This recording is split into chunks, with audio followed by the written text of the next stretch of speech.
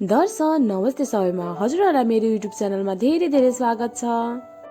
आज मैले यहाँहरूको सामु समोसाको रेसिपी लिएर आएको छु। भिडियोलाई अन्तसम्म हेरेर साथ दिनुहोला। हजुरहरूले घरमै एकदमै सजिलोसँग खस्ता समोसा बनाउन सक्नुहुनेछ। भिडियो सुरु गर्नुभन्दा पहिला यदि मेरो च्यानलमा नयाँ हुनुहुन्छ भने च्यानललाई सब्स्क्राइब गर्न भने अवश्य पनि नबिर्सिनुहोला। ल सुरु गरौँ समोसा बनाउन। त्यसको लागि मैले यहाँ 3 कप जति मैदालाई लिएको छु। समोसा चाहिँ मैदाबाटै बनाइन्छ, त्यही भएर मैले मैदालाई लिएको हो। हजुरहरूले आटा पनि मिक्स गर्न सक्नुहुन्छ। अब यसमा थोरै नुन राखिदिउँ। त्यसै गरी ज्वानोलाई 2 हातको सहायताले यसरी क्रस गरेर राखिदिनु होला। यसो गर्नाले ज्वानोको फ्लेभर इन्हान्स भएर आउँछ। अब म यसमा थोरै कालो जिरालाई पनि राख्दैछु। त्यसै गरी दाउनको रूपमा चाहिँ मैले यहाँ घिउलाई पगालेर लिएको छु। यसलाई पनि म पिठोमा राख्दैछु। हजुरहरूले रिफाइन ओइल पनि राख्न सक्नुहुन्छ, तर रिफाइन ओइल भन्दा घिउले चाहिँ एकदम समोसालाई खस्ता बनाउन मद्दत गर्छ। ल अब यसलाई एकचोटि मजाले मिक्स गरौँ। पिठो चाहिँ यतिको डल्लो भइसकेपछि हाम्रो पिठो चाहिँ मिक्स भइसकेको छ। अब म यसमा अलिअलि मनतातो पानी राख्दै यसको टाइट डो तयार गर्छु। पानी चाहिँ मनतातो नै युज गर्नु होला। यसले गर्दाखेरि हाम्रो समोसा एकदमै खस्ता बन्छ। चिसो पानीले भन्दा मनतातो पानी धेरै राम्रो हुन्छ। ल अब यसलाई चाहिँ मजाले मिक्स गरौँ। समोसाको डो बनाउँदा चाहिँ हामीले नरम तथा गिलो चाहिँ बनाउनु हुँदैन। यसको टाइट अलिक कडा नै पिठो मुसेर रेडी गर्नुपर्छ। ल हेर्नुहोस् त, मैले गरे जसरी नै भिडियोमा देखाए जसरी नै हजुरहरूले टाइट डो बनाएर तयार गर्नु होला। ल यतिको टाइट भइसकेपछि हाम्रो पिठो रेडी भइसकेको छ। अब यसलाई हामी छोपेर 10-15 मिनटको लागि राखिदिउँ। त्यतिन्जेलसम्मको लागि मसला तयार गरौँ। त्यसको लागि मैले यहाँ ग्यासमा कराईलाई बसाएको छु। अब म यसमा अलिकति तेललाई राख्दैछु। तेल तातिसकेपछि यसमा थोरै बदामलाई फुराइदिनु होला। बदामले चाहिँ हाम्रो समोसाको टेस्ट एकदमै मिठो हुन्छ। अब यसलाई केही सेकेन्ड फ्राई गरेपछि हेर्नुहोस् त, हाम्रो बदाम चाहिँ फ्राई भइसकेको छ। अब यसलाई हामी एउटा प्लेटमा निकालौँ। हजुरहरूले बदाम सँगसँगै काजुलाई पनि फुराउन सक्नुहुन्छ। काजु राख्दा पनि समोसा एकदमै मिठो हुन्छ। मैले चाहिँ यहाँ बदामलाई मात्रै लिएको छु।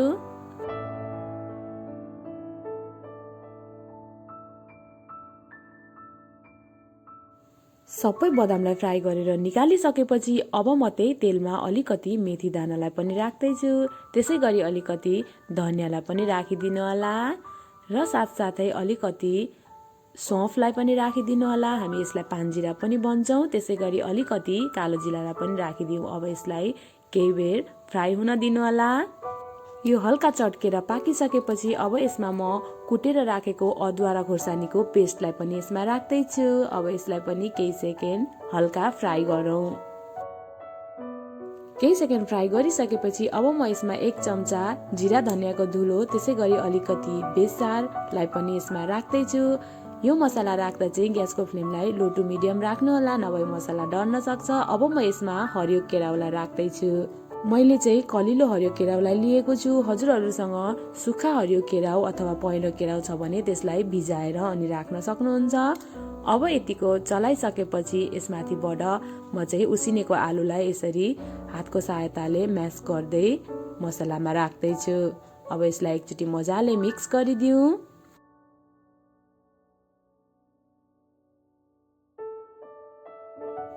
एकचोटि सर चलाइसकेपछि अब म यसमाथिबाट स्वाद अनुसार नुनलाई पनि राख्दैछु।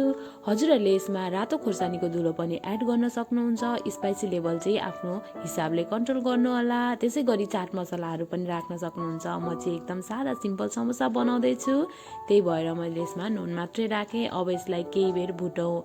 यतिको चलाइसकेपछि अब म यसमा अघि भुटेको बदामलाई पनि राख्दैछु। बदामलाई राखेर मिक्स गरिसके पछाडि अब एउटा पोट्याटो मेसरको सहायताले म चाहिँ आलुलाई सबै म्यास गर्दैछु। आलुलाई चाहिँ मजाले म्यास गर्नु होला। आलुको ठुलो पिस भयो भने हाम्रो समोसा बनाउन चाहिँ अलिक गाह्रो हुन्छ र मिठो टेस्ट पनि आउँदैन। त्यही भएर आलुलाई चाहिँ मजाले म्यास गर्नु होला। ल हेर्नुहोस् त, मैले सबै आलुलाई म्यास गरिसकेको छु। अब यसलाई हामी केही सेकेन्डको लागि फ्राई गरौँ। केही सेकेन्ड आलुलाई चाहिँ मजाले फ्राई गरिसकेपछि अन्तमा यसमाथिबाट चाहिँ हरियो धनियालाई राखिदिनु होला र यसलाई पनि मजाले मिक्स गरिदिनु होला। आलुको मसला चाहिँ हजुरहरूले जति फ्राई गर्नुभयो त्यति नै समोसाको टेस्ट चाहिँ एकदमै मिठो हुन्छ। ल हेर्नुहोस् त हाम्रो आलुको मसला बनेर तयार भइसकेको छ। अब यसलाई हामी केही बेर सेलाउनको लागि छोडिदिउँ। ग्यासको फ्लेमलाई बन्द गरेर आलुको मसलालाई सेलाउनलाई छोडिदिनु होला।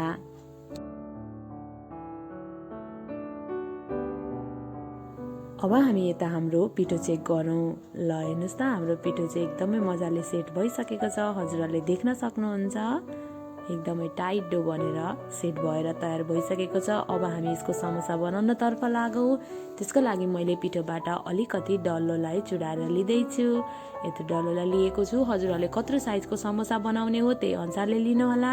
अब यसलाई यसरी दुवै हातको सहायताले थ्याप्चाएर पेडाको सेप दिएर पिठोमा चोबेर सुखा रोटी बेले जस्तै यसको रोटी बेल्नु होला।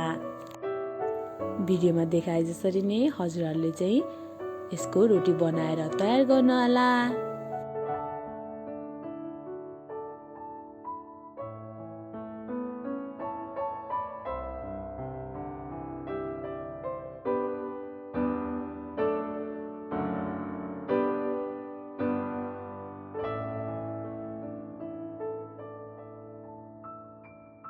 ल हेर्नुहोस् त मैले चाहिँ रोटीलाई बनाएर पनि भ्याइसकेको छु। एकदम पर्फेक्ट गोलो सेप चाहिन्छ भन्ने हुँदैन, हल्का ओभल ओभल साइजमा यसलाई बेल्नु होला।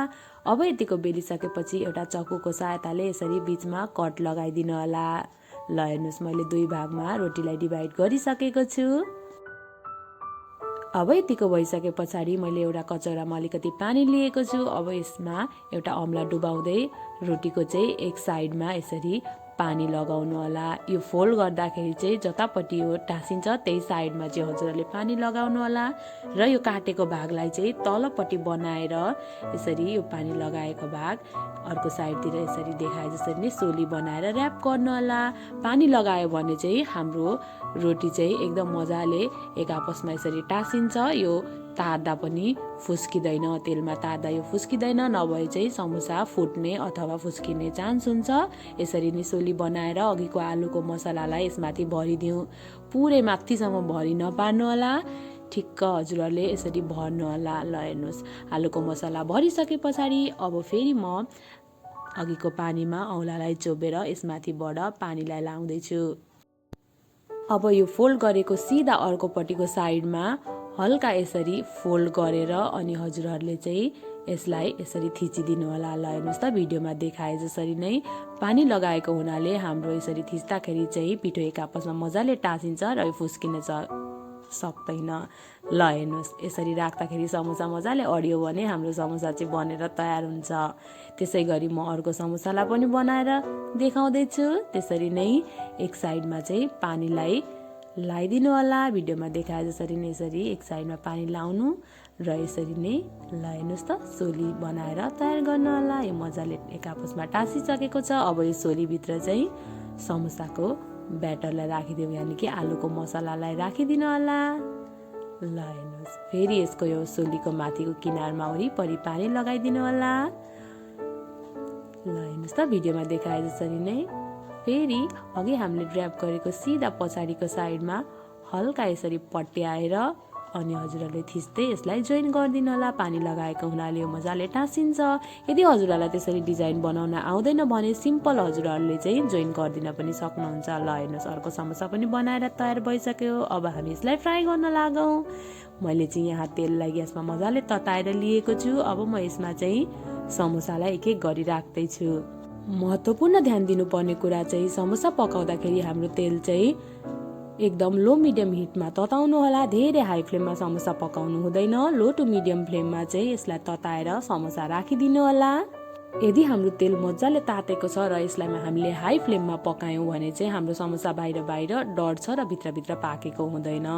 त्यसैले चाहिँ एकदमै लो मिडियम फ्लेममा यसलाई मजाले चलाइ पकाउनु होला। समोसा पकाउन केही बेर टाइम चाहिँ लाग्छ, तर एकदमै लो मिडियम फ्लेममा यसलाई पकाउनु होला।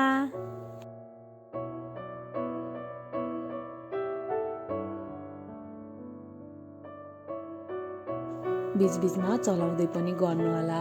छोडिदिइराख्नु भयो भने एक साइड यो डढ्न सक्छ। ल हेर्नुहोस् त हल्का हल्का हाम्रो समोसाको चाहिँ कलर चेन्ज हुँदैछ, हजुरहरूले देख्न सक्नुहुन्छ।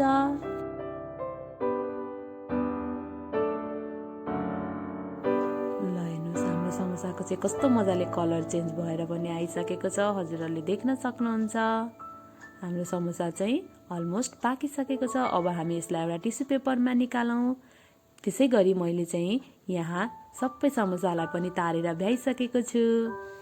हजुरहरूले पनि पुरा भिडियो हेरेर यसरी नै खस्ता समोसा बनाएर साथीभाइ तथा परिवारसँग इन्जोय गर्नुहोला। र हजुरहरूलाई मेरो भिडियो कस्तो लाग्छ, यदि भिडियो मनपर्छ भने च्यानललाई सब्सक्राइब गरेर भिडियोलाई लाइक गर्नु भने अवश्य नबिर्सिनुहोला। फेरि यस्तै नयाँ भिडियो लिएर आउने नै छु। त्यति बेलासम्मलाई बाई। हजुरहरूको दिन शुभ बितोस्।